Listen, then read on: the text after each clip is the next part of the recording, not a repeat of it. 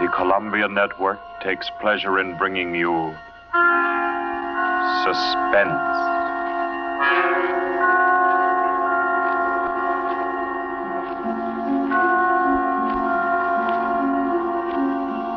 Suspense. Stories from the world's great literature of pure excitement. A new series frankly dedicated to your horrification and entertainment. Week by week, from the pick of new material, from the pages of best-selling novels, from the theater of Broadway and London, and the sound stages of Hollywood, will parade the most remarkable figures ever known. CBS gives you Suspense.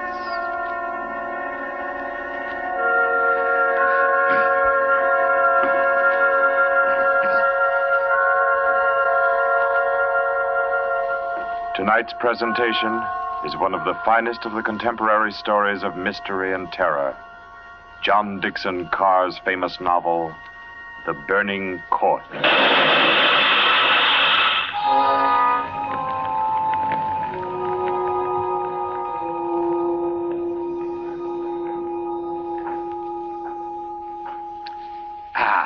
A glass of sherry by the fireside of a beautiful suburban home. What could be more comforting? You're an admirable host, Mr. Depart, and it's really a shame our first meeting is under such a cloud. It's also a shame I have so little time to tell you which one of your guests here murdered your uncle last week.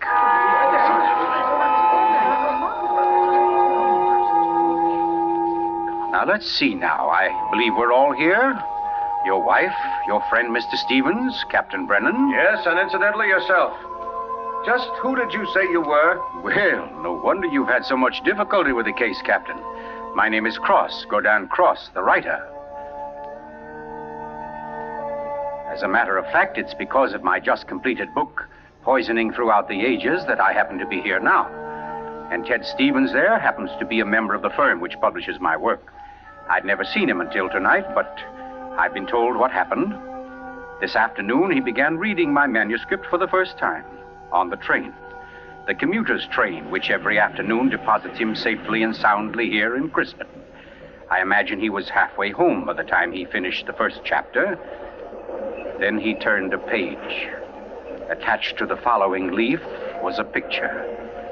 And looking at it, the young man stiffened suddenly and all but cried out his shock. It was a picture of a young woman, and under it had been printed, Famous Poisoner Marie Dobré, 1676. Ted Stevens was looking at a picture of his own wife.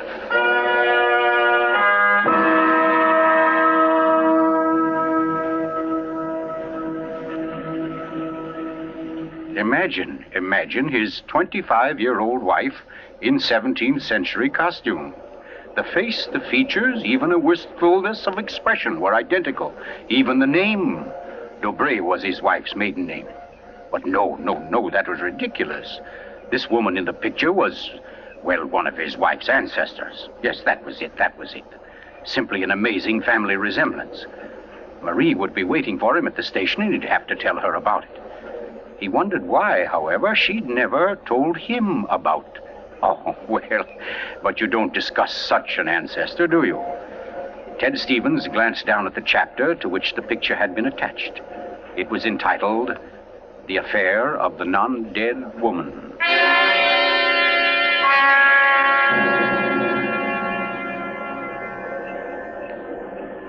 Hello, Ted. Stevens was almost jolted from his seat. It was Dr. Weldon, professor of English at the college, an old friend of his. Quickly, he thrust the picture beneath the manuscript and moved over. Hi, I didn't see you, Doc.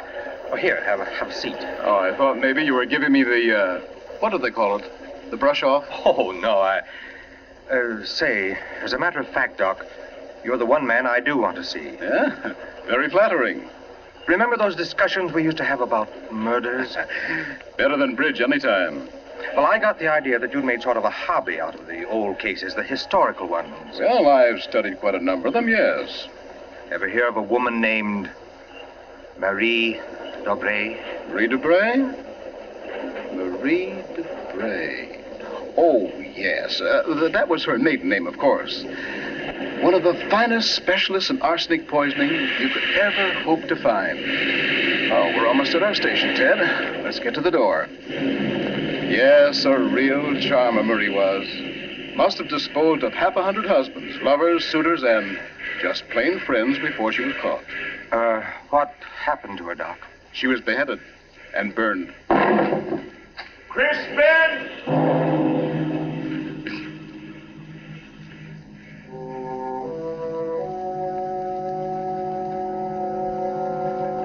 Oh, absurd, laughable.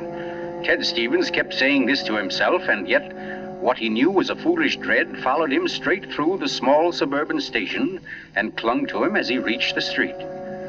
And there in the roadster was Marie, leaning toward him a little to hold the door open and smiling at him. Oh, Ted, what on earth are you staring at? That street light shining on your hair. I like that. Oh, you're tight. Come on, get in the car.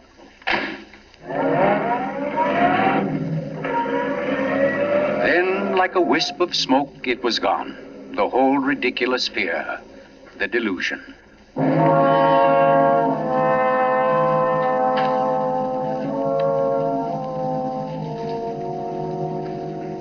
When at home, Marie brought the cocktails into the living room.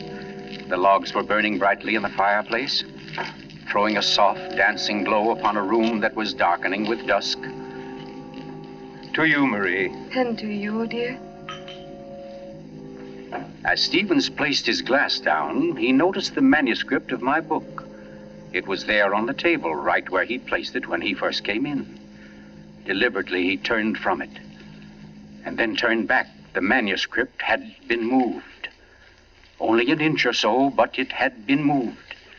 Keeping his back to his wife, he thumbed through that early chapter and discovered, just as he knew he would, that the photograph was gone. For a long moment, he thought of what to do. Then slowly, he turned around. This book by Cross I brought home. Yes? There was a story of a poisoner in it. Rather funny. Her name happens to be the same as yours. Oh, your maiden name, that is. Oh, that is odd, isn't it? Darling, was she a relative of yours? Why, Ted, you're serious. In a way, yes. Oh, I don't mean it's really important. It's just that, well, when you run across a person who's a dead ringer for your own wife and who lived 300 years ago and was a top-flight poisoner, well, you like to hear about it, that's all. What on earth are you talking about? Darling, be honest with me. Didn't you look at this manuscript when I was out of the room? No. You didn't take out a picture of a poisoner named Marie Dobré? I most certainly did not. Oh, Ted, what is this all about? What are you getting at? Oh, just this. Somebody took that picture out of that manuscript since I'd been home. Now, who's that? Well, I'll take a look. Wait, I don't feel like... Why, it's Mark Depard. Mark? Ted, wait a second. Yes? Ted, whatever it is he wants, promise you won't do it. Promise I won't do I it? mean, promise you won't get yourself involved.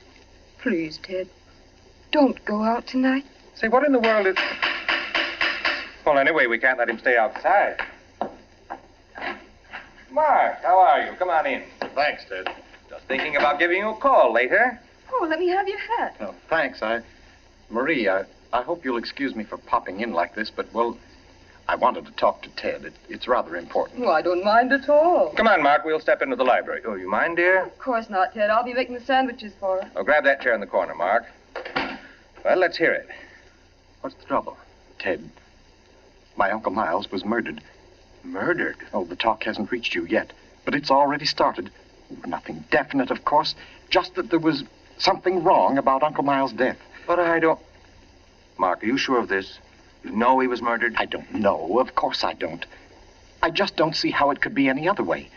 Uncle Miles, you know, had been sick for quite a while, but last Saturday he seemed so much better that Miss Corbett, that was his nurse, decided to take the day off. And, oh, you know all this. You and Marie were over that afternoon. Anyway, Lucy and I went to the club that night, to that masquerade party, and, we left the old boy completely alone. I've cursed myself 1,000 times since. But what about your housekeeper, Mrs., what's her name? Henderson. Wasn't she around? Oh, sure. In that little house out in back. We told her to look in now and then, but, well, that wasn't good enough. It was after midnight when Lucy and I got back. Uncle Miles was dying. Ted, it looked exactly like one of his regular attacks, but then later, after he was gone, I happened to glance under the chest of drawers in his room. There was a small silver cup under there, almost drained, and Uncle Miles' cat. The cat was still warm, but quite dead. Oh. I managed to get the cat out of the house and buried without anyone seeing me. Next day, I had the contents of the cup analyzed. It was poison? Yes. Arsenic. Well, what do you want me to do? Help me open the crypt. What? I want to have a private autopsy performed. Help me get Uncle Miles' body out of that vault. Oh, I know it's a tough job. The thing is sealed solid, but we can do it. You mean without the police knowing about it? Without anybody knowing about it. Mrs. Henderson's visiting her sister, and I managed to send Lucy over to the club. You must be crazy. You're playing with dynamite, Mark. This is something you've got to tell the police now. I can't take that chance. But they'll have to know sometime. You're only I've delaying... got to know first, I tell you. You don't understand, Ted. There was somebody in Uncle Miles' room that night, handing him something in a silver cup. Mrs. Henderson was on the porch by the window. She saw her. She saw her? Ted. She thinks it was my wife. Oh, Lucy. It doesn't mean anything to Mrs. Henderson yet, because she doesn't suspect anything, but, well, Ted, you've got to see why I've got to be sure, why I've got to know how Uncle Miles died. Because it wasn't Lucy, Ted. I know it wasn't. Of course not, Mark. She had an alibi. Well, she was with you at the club, wasn't she? Yes. Except for half an hour. I see. You'll help me, won't you, Ted? When do we start? As soon as you can make it. Okay. Come on now. I'll get your hat. You trot on ahead, and I'll come over as soon as I can see Marie. You're not going to tell her about this. Of course not. I'll think of something. Don't you worry about it. No, thanks, Ted. Thanks a lot. Marie? I'm coming. Darling, Mark asked me to, I know, Ted. Here. You better take these sandwiches with you. You'll be hungry. But you knew I was going out? Yes, I knew. You listened to us? I couldn't help it, Ted. I had an idea what Mark's visit was about.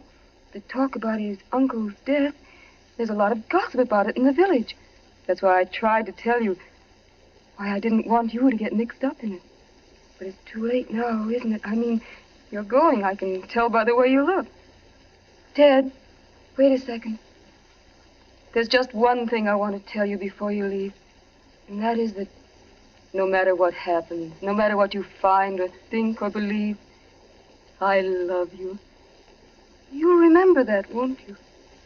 I'll remember you said so, Marie.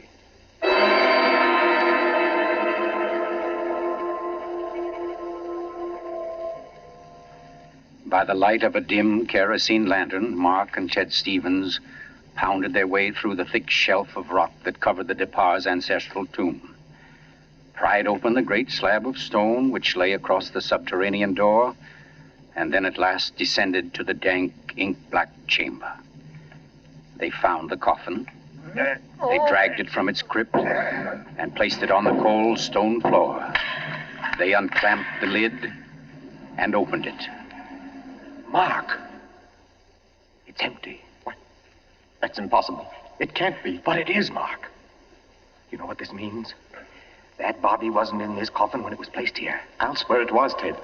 From the time that coffin was closed on Uncle Miles, somebody, the undertaker or Lucy or me, somebody was with it until it was buried. And the crypt was sealed right after. Then somebody beat us to it. Somebody's broken in here ahead of us. Broken in? Listen, Ted.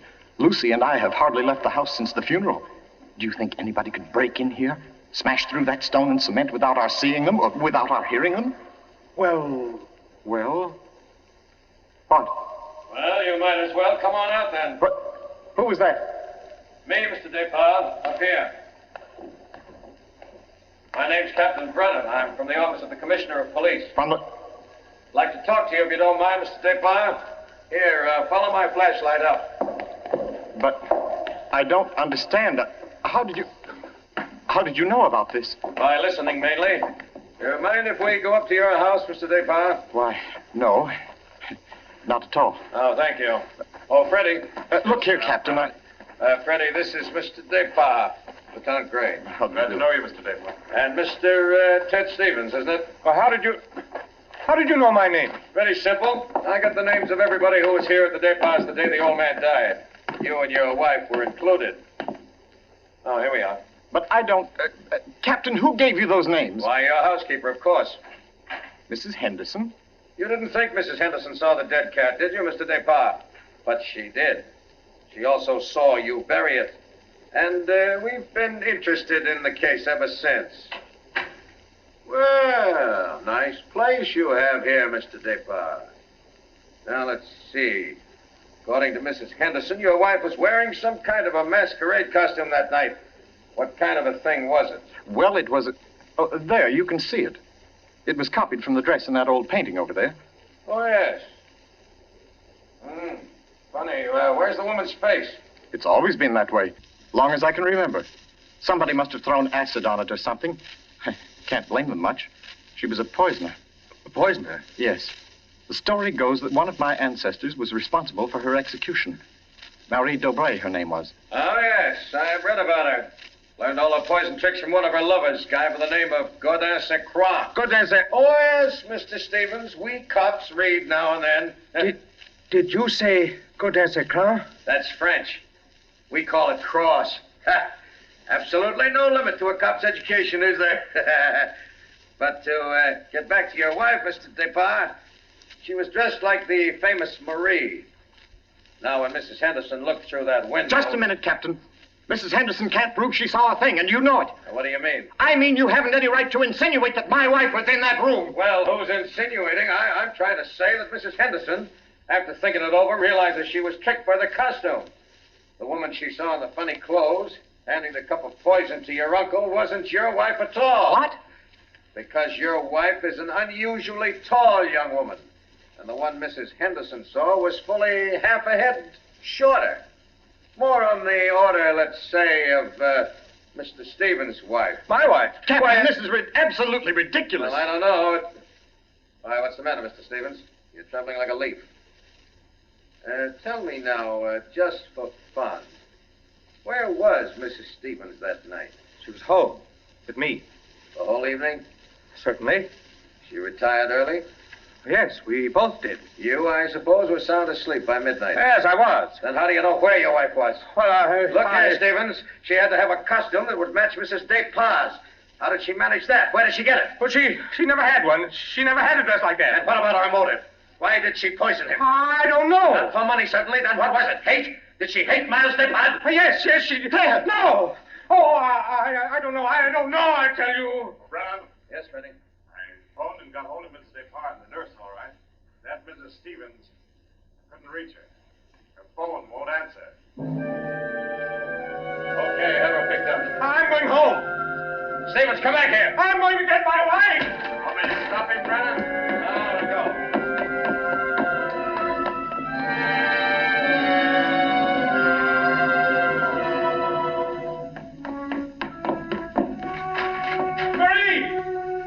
Marie, where are you? It's Ted. Marie, what have you done? Maria. Oh, good evening. who are you? My name is Cross, Godin Cross. Cross. Where's my wife? What have you done to her? You fiend, what have you done to my wife? Why, nothing at all, young man. Here, sit down. You're lying. Something's happened to her. The police just phoned. There wasn't an answer. Why are you here? Why am I here? Well, because your wife, reading my chapter on the Dobrés, realized I knew more about the family than even she did.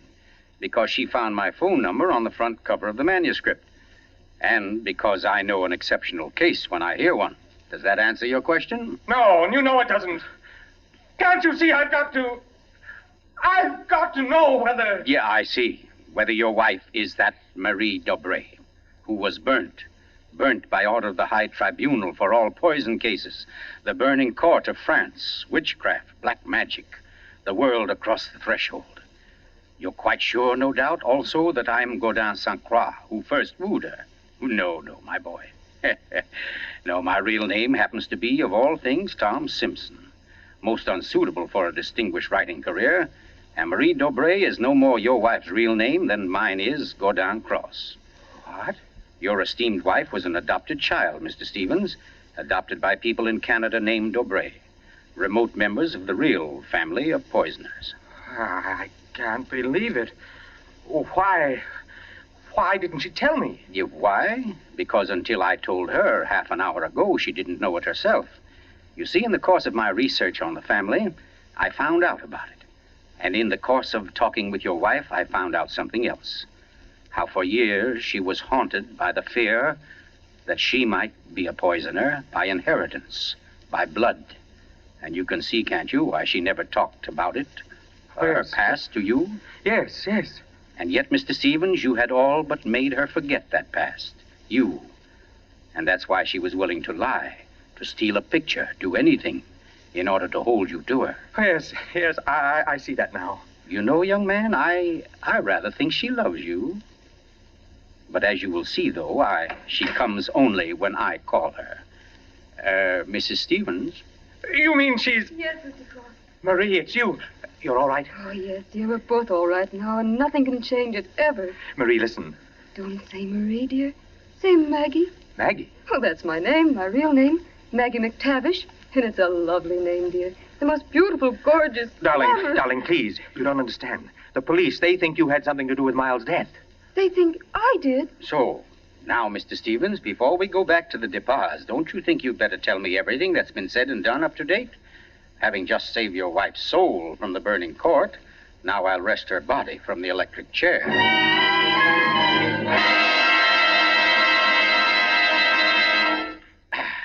Yes, Mr. Depas, truly excellent sherry.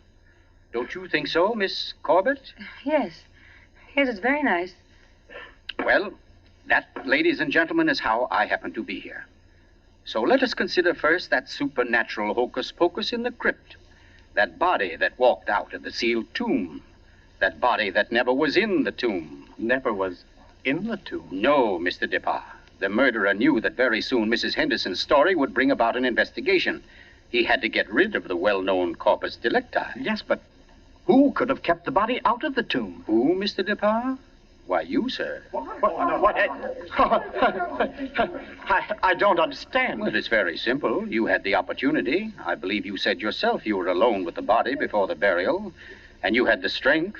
I dare say you carried it down to the furnace, where it's now probably nothing but ashes. Ridiculous. Why would he spend an hour smashing into a crypt for a body he knew wasn't there? Why, Captain? To impress Mr. Stevens, his witness. And also, apparently, you. Oh, that's perfectly fantastic. Fantastic. Oh, no, Lucy. Just comic.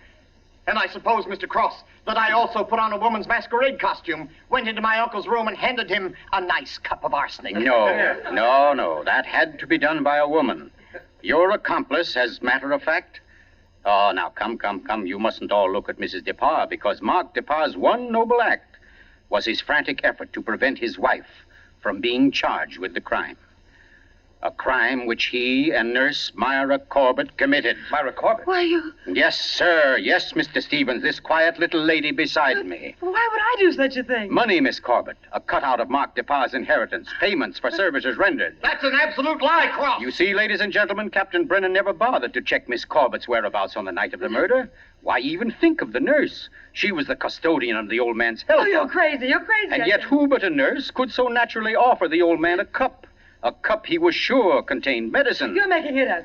The whole thing, you're just And making it who up. but Miss Corbett, living right here in this house, would know what kind of masquerade dress she must copy, would know when Mrs. Henderson would pass the window that night, pass and see her, and accept her, she hoped, for Lucy Depas. No, that's not true. Oh, I didn't yes, do Miss it. Corbett. Yes, I Miss didn't Corbett, do that it. dress I tell was the you, touch I that didn't wrecked do you. it. That was your own idea, wasn't it? Not Mark's. You weren't content with a mere murderer's share of the profits. You wanted a wife's share, half of the whole estate. You wanted Lucy Depas convicted and out of the way for good. Well, I give you a toast, Miss Corbett, with Mr. Depas' excellent sherry, to a particularly ruthless poisoner. And yet, you know, on the whole, I'm rather partial to female poisoners. Why, only tonight I... Get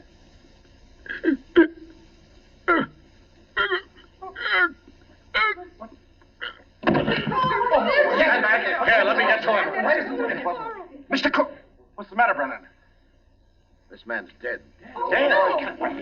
And from cyanide, if I know anything. Cyanide from that glass of sherry. Cyanide that a nurse could get quite easily. That glass was right beside you, Miss Corbett, and nobody else was near it. Too bad he didn't drink it as soon as you hoped. A second ago, we had nobody to use against you. But we have now, Miss Corbett. We have now.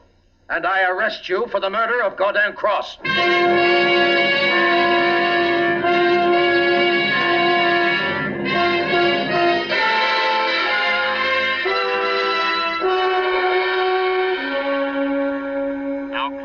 Months ago that the prominent author was murdered, and tonight Myra Corbett pays with her life for that crime. The former nurse, at first protesting her innocence, in recent Yes, weeks has grown... I'm in here, dear. Oh. I thought you might... Well, what did you cut it off for? Huh? What do you mean? The radio. Oh, yeah, well, I thought you wanted to talk. Oh, Ted, don't you think I know you better than that? What was on the radio? Well, there wasn't any... Okay. It was about Myra Corbett. She goes to the chair tonight. Oh. I didn't think you wanted to be reminded. I don't, really. But making such an effort to hide it only keeps it alive, doesn't it? All right, darling. Know what I came in to ask? If you wanted a cocktail before dinner? The largest one you've got. Fine. I'll get out the ice cube. I know. If I'll fix up the fire. Okay, Maria, a deal. Where are some papers to start it? Right there by the bookcase. And the name's not Marie. It's Maggie. Because, darling, Marie's dead and gone forever.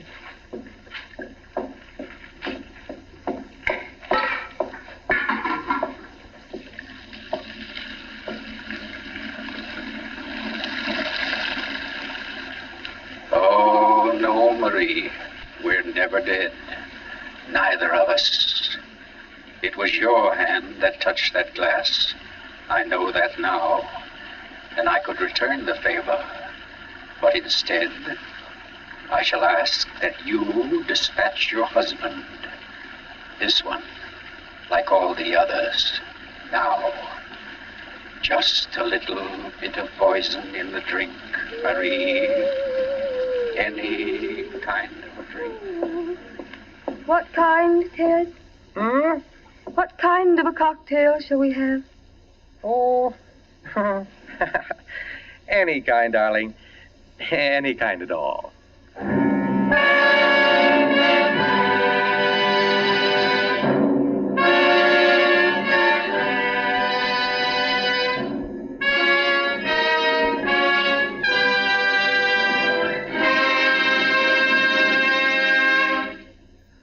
You've just heard The Burning Court from John Dixon Carr's famous novel, the first in Columbia's new series of outstanding classics and chills by world-famous authors. Tonight's play, ladies and gentlemen, has one rather special significance we think you'd like to know about. As you perhaps have heard, every fine comedian is said to cherish a secret desire to do an abrupt about-face. He pines for the part of a blackguard. Well, tonight you witness the fulfillment of one such desire. The role of that literary and quite infamous diehard, Gordon Cross, was portrayed by none other than Hollywood's expert provoker of laughs, Charlie Ruggles, here in New York for the world premiere of his latest screen success, Friendly Enemies. The role of Marie, well, that was enacted by a young lady who long ago won national acclaim as one of Broadway's most accomplished dramatic actresses, Miss Julie Hayden. Thank you, Charlie Ruggles and Miss Julie Hayden, for your splendid performances. The play tonight, as all plays in this series, was produced and directed by Charles Vander, written by Harold Medford and scored by Bernard Herrmann. Next week, we bring you an intensely exciting and moving drama, The Life of Nellie James. This is the Columbia Broadcasting System.